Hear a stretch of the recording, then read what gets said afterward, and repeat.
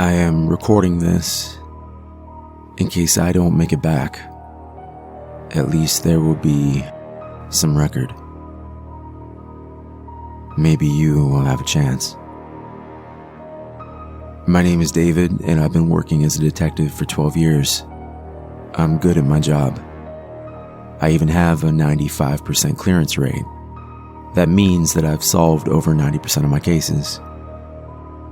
The national average is 43. My nickname at the department is the Preacher. Funny, because I don't even believe. Before my father died, though, he gave me the cross he always wore and made me promise I would never take it off.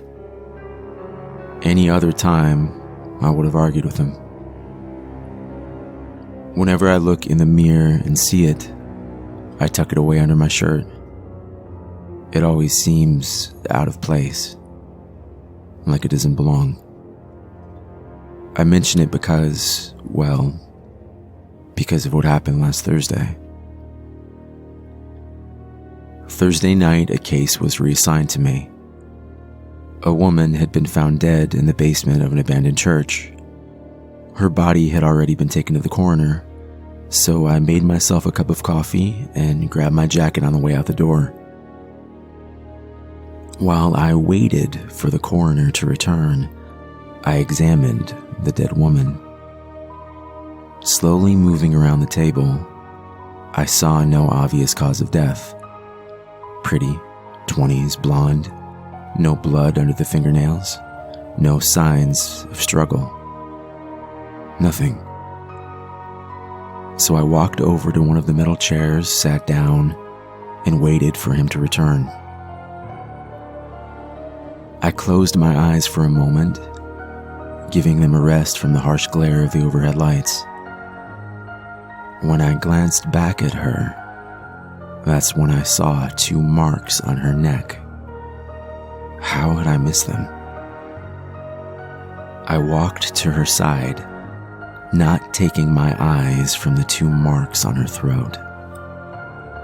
But as I leaned down to examine her, I found myself looking at nothing.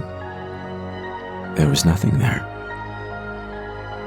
I thought of the scene of the homicide, an old abandoned church on Canal Road. A homeless man had been sleeping in the choir loft when he heard a woman screaming, so he ran outside and eventually flagged down a passing police car.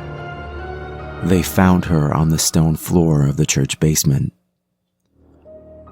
I watched the sun go down as I drove over to the scene of the church, where the woman had been killed the day before. All the other officers had left, and I was alone, in the quiet.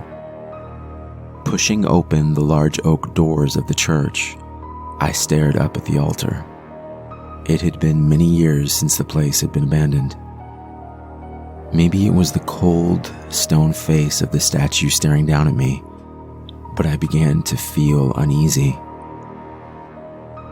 I pulled myself together and headed down the stairway at the back of the church. It was pitch black, and as my flashlight flickered, I cursed myself for not bringing an extra one. I made my way down the circular stone stairway and found myself in front of a heavy oak door. A large carving of a cross had been scratched out.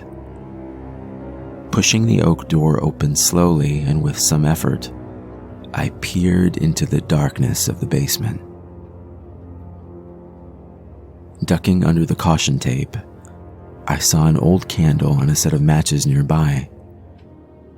Striking a match, I lit the candle and illuminated the room before me.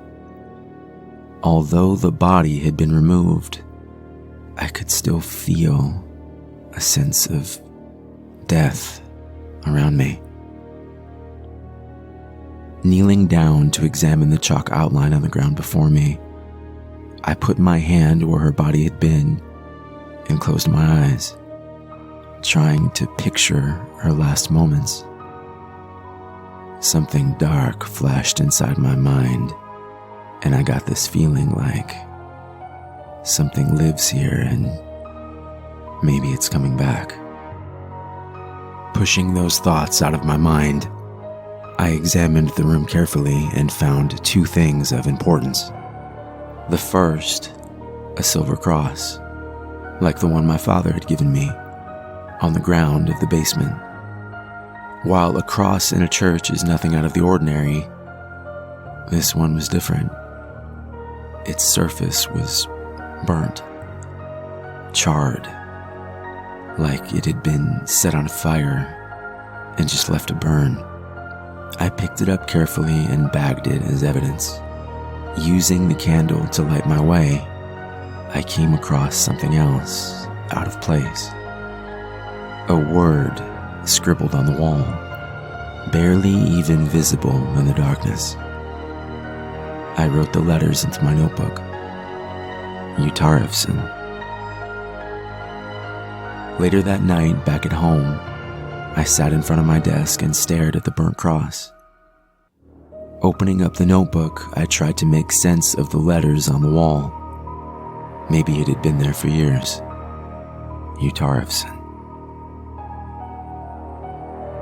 As I stared out my kitchen window into the darkness of the forest, it occurred to me that maybe the letters were mixed up somehow.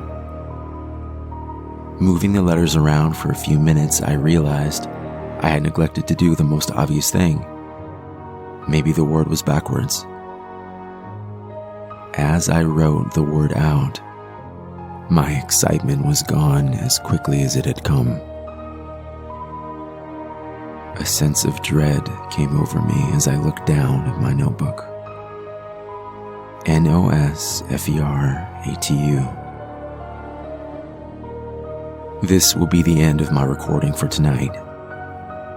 I'm going back to the church. I have to.